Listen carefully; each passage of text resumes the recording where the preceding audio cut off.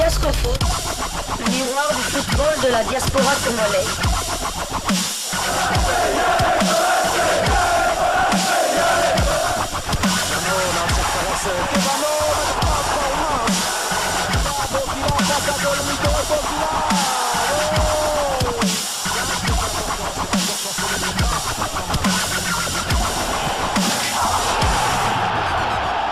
Diascofoot, le miroir du football de la diaspora congolaise. Vous êtes en train de suivre Diascofoot, les miroirs du football de la diaspora congolaise, Diascofoot du 1er décembre 2023. Et nous allons commencer ce numéro de Diascofoot par quelques résultats récoltés sur la scène européenne de l'Europa League et de l'Europa League Conference.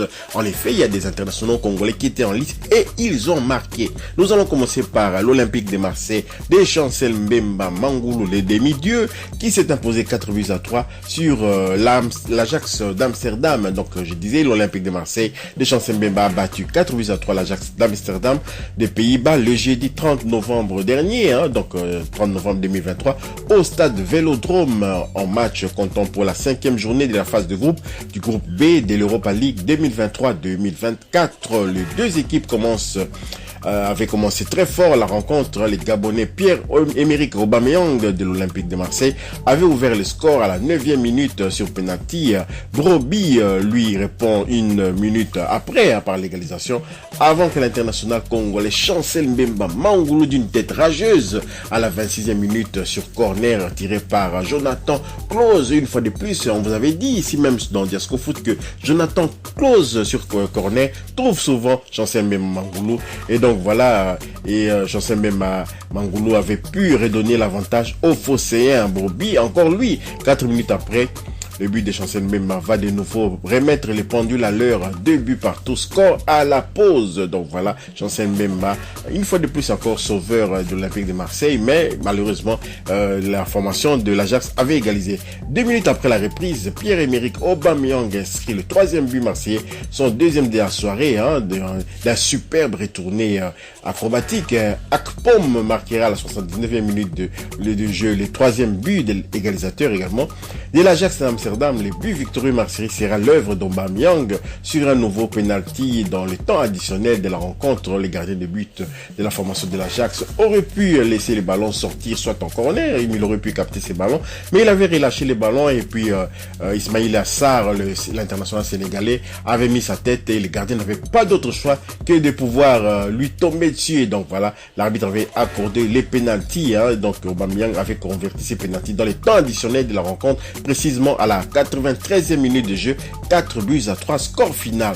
Victoire permettant à l'Olympique de Marseille de consolider sa première place au classement du groupe E, avec 11 points et en 5 matchs joués, devant Brighton qui a 10 points, avec Athènes 4 points, et l'Ajax d'Amsterdam, malgré un football chatoyant, malgré un football très intéressant quand même, n'a que 2 points dans ce groupe.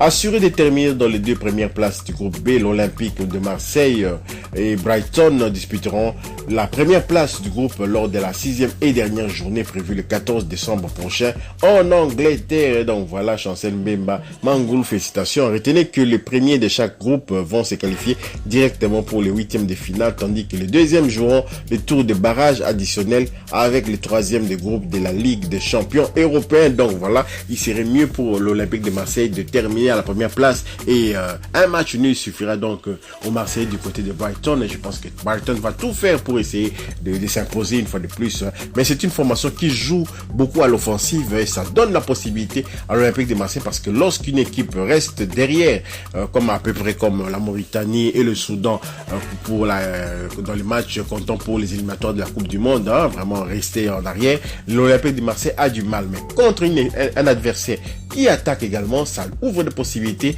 à les joueurs offensifs de cette équipe de l'Olympique de Marseille, Amin Harit par exemple, et Ndiaye, Aubameyang lui-même, et donc voilà, ça donne beaucoup de possibilités. Nous allons vivre un grand match entre Brighton et l'Olympique de Marseille. Donc voilà tout ce qu'on pouvait dire concernant cette victoire encore de l'Olympique de Marseille de Chancel Mbemba Mangulu. 5e journée de la phase de groupe de l'Europa League, toujours Toulouse, le TFC a été tenu en échec 0 but partout retour par l'Union Saint-Gilloise.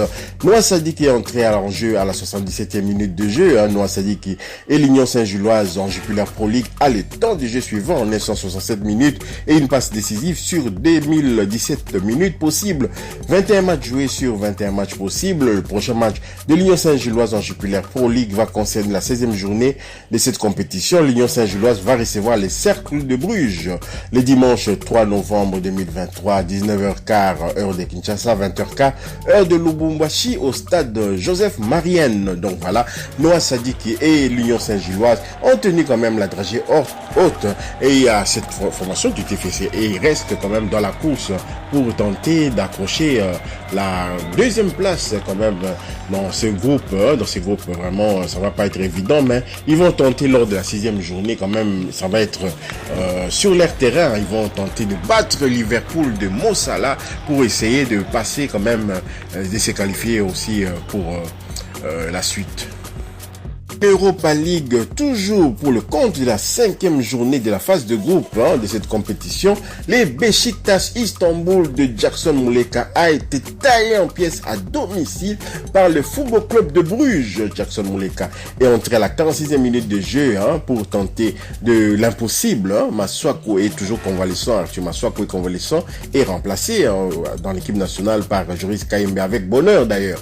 Et Masuaku a le temps de jeu suivant en Super League, temps de jeu 1202 minutes et 2 passes décisives sur 2326 minutes possibles, 15 matchs joués sur 24 matchs possibles. Jackson Muleka a le temps de jeu suivant 1443 minutes, 5 buts marqués sur 2326 minutes possibles, 21 matchs joués sur 24 matchs possibles. Le prochain match de Beşiktaş en Super League turque va concerner la 14e journée et ils vont se déplacer du côté des Ankara Gücü. Donc ça va être le dimanche 3 décembre prochain, 17h heure de Kinshasa, 18h au stade, 18h à Lubumbashi évidemment, au stade Eriaman Stadium. Donc voilà, c'est le stade du club de Ankara Gücü, ancien club quand même des quelques internationaux congolais, notamment Marcel Mbayo. Voilà donc cette formation de Beşiktaş quand même avec le Camerounais Vincent Aboubakar titulaire avec Jackson Muleka ont été vraiment taillés en pièces par le club de Bruges. Donc voilà le club de Bruges qui a consolidé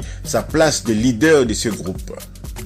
Toujours pour le compte de la 5e journée de l'Europa League, maintenant nous allons parler de Arnaud Kalimuendo, un international international français susceptible de devenir renforcer encore les léopards de la RDC en 5e journée de cette compétition. Le Maccabi Haïfa, ancien club de Dylan Batoubinski, a été taillé en pièces également à domicile 0-3 contre le Stade Rennais. Arnaud Kalimuendo est resté sur le banc de touche, il n'a pas participé à cette large victoire. À noter qu'il est toujours éligible pour jouer avec les Léopards de la RDC. Arnaud Kalimuendo a un temps de jeu de 898 minutes, 2 buts marqués et sur 1734 minutes possibles, 14 matchs joués sur 18 matchs possibles.